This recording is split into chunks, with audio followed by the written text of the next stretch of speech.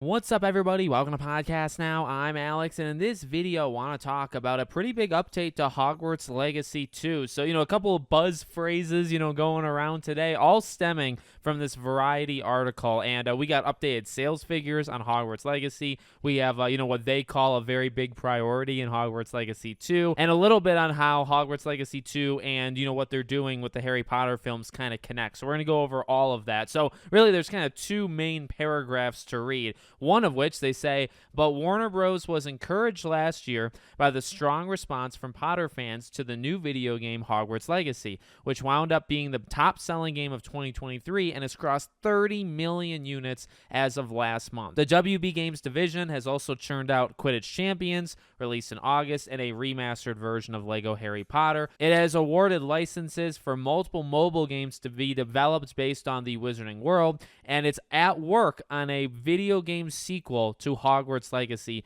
which is a very big priority for WB Discovery's C-suite. So that's, I would say that's the first really, really big one, right? You got the 30 million thing, which, look, Hogwarts Legacy 1, we knew like 20, we knew like 22. I think we maybe knew like 23, 24. It sold somewhere in between that 5 to 7 million range in 2024, which is outstanding, but at the same time, it is outstanding, but it shouldn't be all that surprising because this is one of like the higher selling games of all time.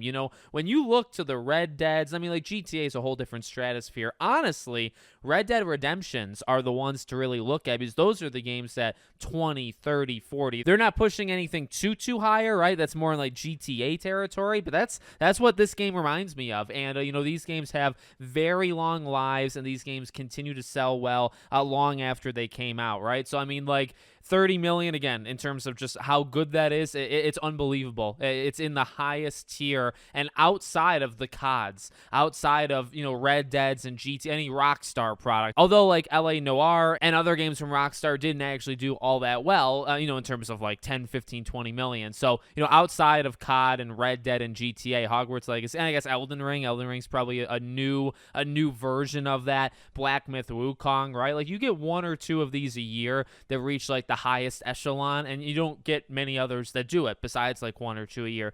Hogwarts Legacy is that. In terms of where it's going, I see it continuing. It probably will slow down once you get the director's cut or, whatever definitive edition, whatever they're going to end up calling it. But that thing might end up selling, 2 to 5 million. You got to remember, like, it's an expanded like DLC type thing. It's not going to sell as well as the base game. So if the base game does 30, 35, 40, maybe this one does, anywhere between maybe 4 to 10 million, maybe like a third or even more, like a quarter to a third of it. So yeah, doing extremely well. And then, we've heard the very big priority thing before. I don't know if that line is actually new. I know that's like a buzz thing that's going around, Jeff Keighley saying it and other people on Twitter are saying it. I don't know, like we've heard about how important the sequel is to like the upper management at WB. And by the way, considering they're failing at almost everything else that they're doing in terms of like revenue, yeah, you imagine this is a pretty big deal, right? They're looking around games, movies, television, and they're saying, what in God's name is bringing in money right about now? And the answer is probably pretty unanimously, well, just Hogwarts Legacy, sir. We got very few other things that are actually doing it. So, but no, all jokes aside, the very big priority thing I don't think is new. And and they say is at work on a video game sequel. So I know the line running around right now is Hogwarts Legacy 2 is in development. I pray to God Hogwarts Legacy 2 has been in development for a year and a half. You know what I mean? I don't know. I don't want to take the wind out of the sails of like how important of a day this is to Hogwarts Legacy. But if they just started today or last month and like, oh my God, sound the alarm, they just started working on Hogwarts Legacy 2. You say that as a positive thing, but I actually would look at that as a negative because it's like, okay, you've been working on the definitive edition for that long, huh? You haven't even started the sequel yet? God, I hope that's not true. So, and I don't think it is, by the way. I think they've been working on, a director's cut, expanded DLC with the help of other studios, and they've also been working on the sequel. That's what I think has actually happened. And then the other big paragraph to actually focus on is where they talk about coordination. So they said, Haddad says the games team has been coordinating some of the big picture storytelling elements in the Hogwarts Legacy sequel with the storylines that will play out in the Harry Potter show coming to, WB television.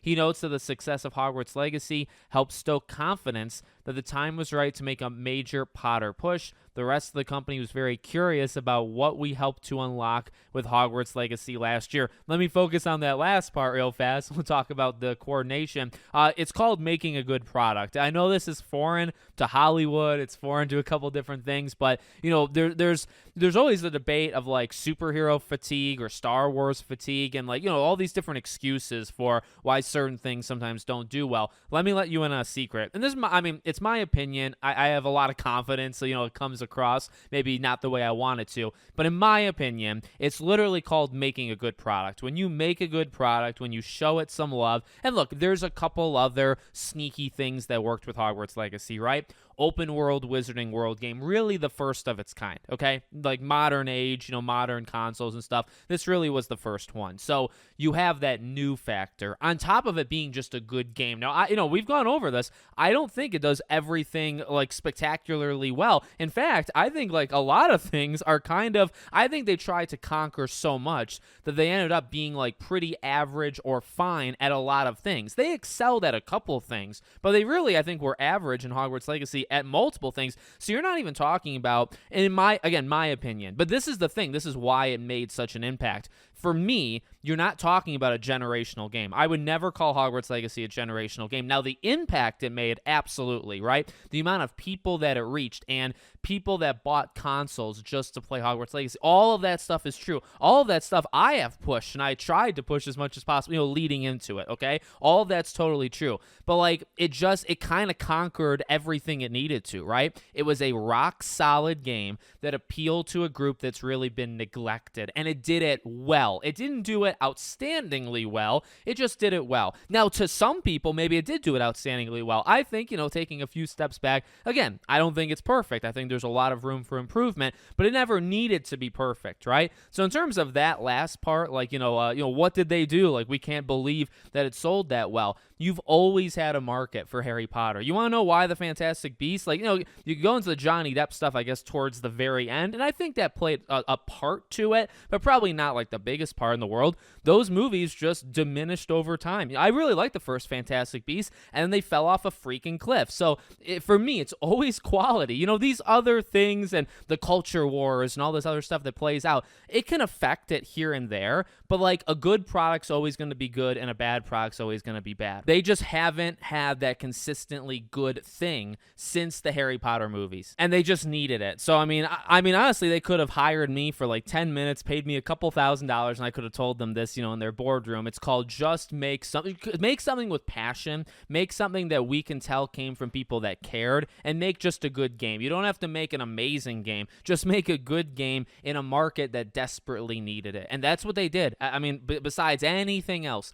that's what happened here. And then as to that first part, I wonder specifically what they're talking about, but I mean, they are going into like the ancient magic and stuff, right? Like certain things that they're focusing on, or they did focus on with Hogwarts Legacy, and you imagine the sequel, you know, hasn't really been brought up too much in the books or the movies, you know, for Harry Potter. So it's interesting what specifically is going to stay, like castle designs, or maybe like, you know, larger picture stuff, right? When you start talking about that ancient magic and you go to like Isadora and stuff like that, like, is that some of the stuff they're talking about that will carry over to the Harry Potter show? And I mean, I don't think there's going to be that much overlap just because they're so far apart. And even if Hogwarts Legacy is an anthology thing, right, and they jump around time, I don't think that would affect it too much either. I don't think you're going to jump so close to Harry Potter. You know, I don't think you're going to do Hogwarts Legacy 2 and it's going to be playing as Harry. So that's my opinion on all that stuff. Great news day for Hogwarts Legacy. But to be honest, I gotta be real. I mean, we kind of already knew a sequel was in development, so that part maybe not so much like shell shocked. But you know, I guess when it ends up on Variety, it becomes a big deal. Let me know what you guys think. Make sure, as always, you're subscribed to the channel, bell icon turned on. I hope to see you all on the next one.